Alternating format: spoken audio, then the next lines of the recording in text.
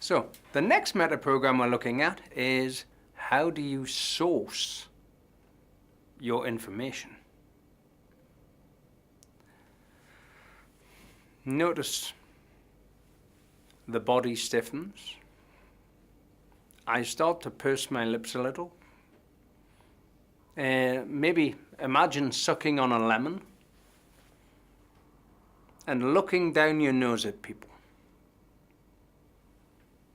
Because I know I am the one who tells you. And you'll notice that I'm beginning to speak more nasally. Yep. Because basically, I'm the only one around here who knows how to get things done. You need to listen. That's your problem. And you need to listen to me. Because I'm the guy who knows.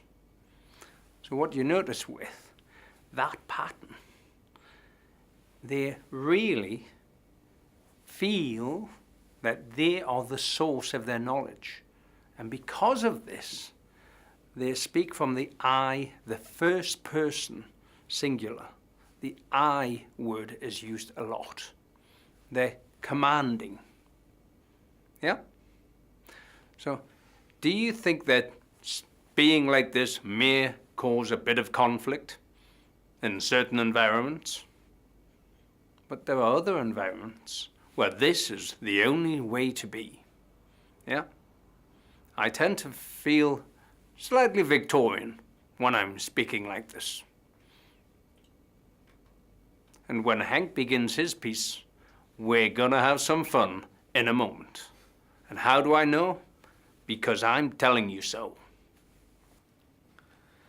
So the other side of the equation is external. By the way, how do I look? Can you give me a statement? Is it okay? Is it okay for you? It's fine. Yeah. Thank you. Could you please say a little bit more about how I do my work and if I get things done properly? Because well, I really can't decide for myself, so I need something from the outside to help me to discover that I do everything right. Is that okay? So if you are more on the external reference, you want your life reference to the outside world. The good part is you're very in contact with other people and your environment. And what you've seen with Matt is it's not a fun guy to be with. But the external people, they party, they have fun, they look after you, they give you something to drink, you get a lot of food, they'll ask you anything if they have done right. So being more interactive, that's the external reference. And that's what you want, don't you?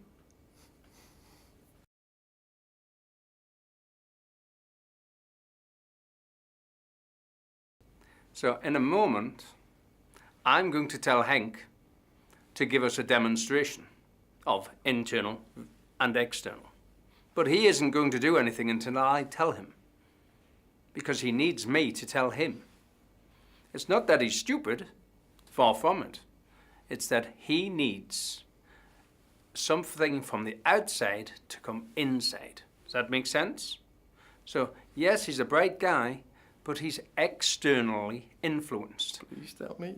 So I'm going to tell him in a moment. Please tell me. Now, before we begin, you might notice this. Did I do well? Did I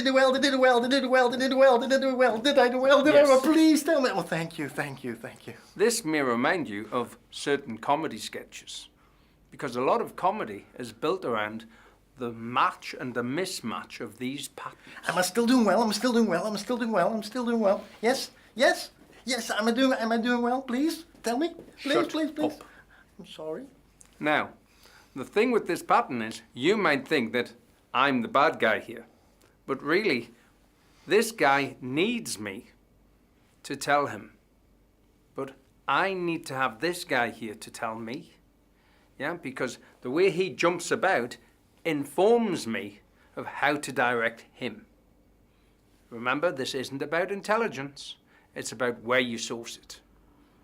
And if you're internal, well, you know best. And we take care of the world. So? but we run the world. Have fun.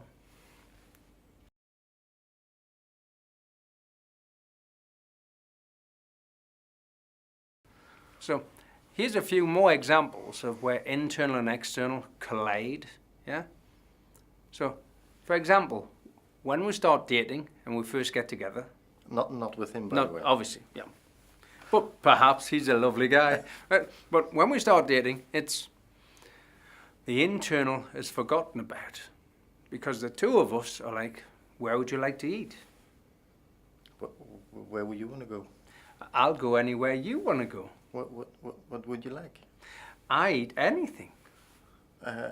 I think you can tell. Where do you want to go? What about Chinese?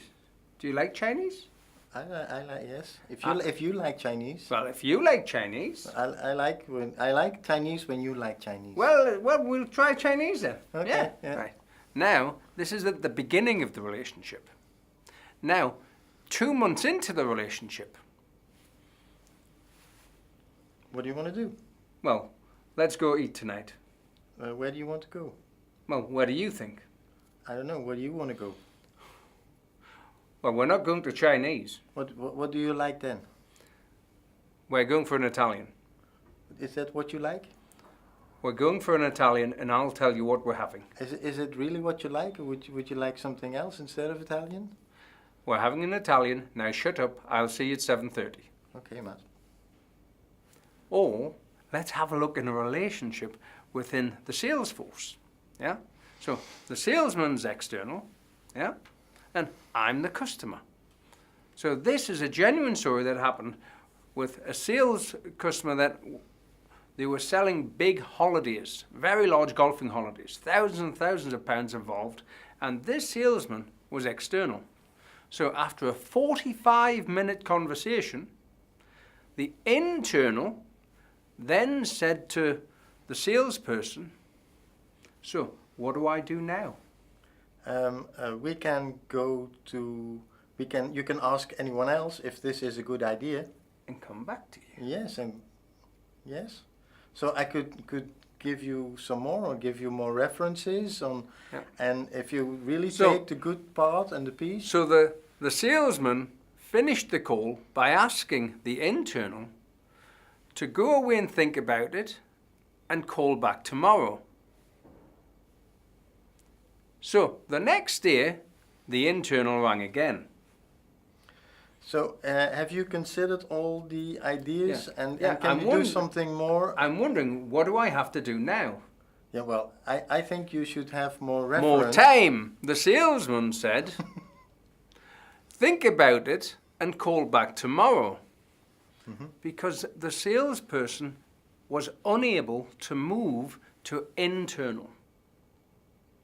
Now, this is a key piece if you're recruiting sales professionals.